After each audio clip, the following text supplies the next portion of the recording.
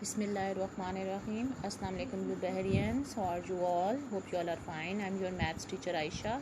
Today I bring a topic of prime and composite numbers. Let me explain what are prime numbers.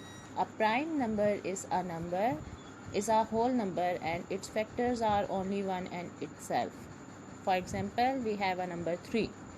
3 and 1 are the numbers which are divisible by 3. So 1 and 3 are the factors of 3. So we conclude that 1 and 3 are the factors of 3. So 3 is a prime number. Now we have another example, 4. We can make 4 by multiplying 1 with 4 and 2 with 2. So its factors are 1, 4, 2. So 4 is not a prime number. Let's take another example of 5. We get 5 by multiplying 1 with 5. So its factors are 1 and 5. 1 and the number itself. So 5 is a prime number. Now look at these numbers and find out the prime numbers from these.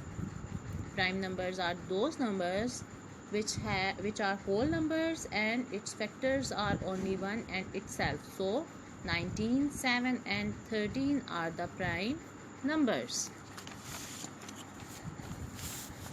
Now look at composite numbers. Composite numbers are those which have more than 2 factors. Let's take an example of 4. We can make 4 by multiplying 1 and 4, 2 and 2. So 1, 4 and 2 are the factors of 4. So 4 is a composite number. Let's take a difference between prime numbers and composite numbers.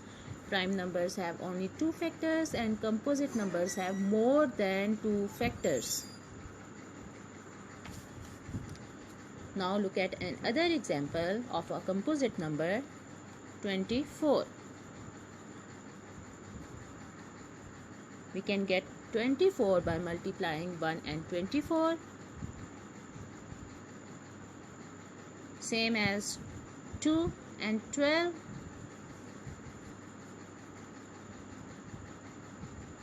3 and 8.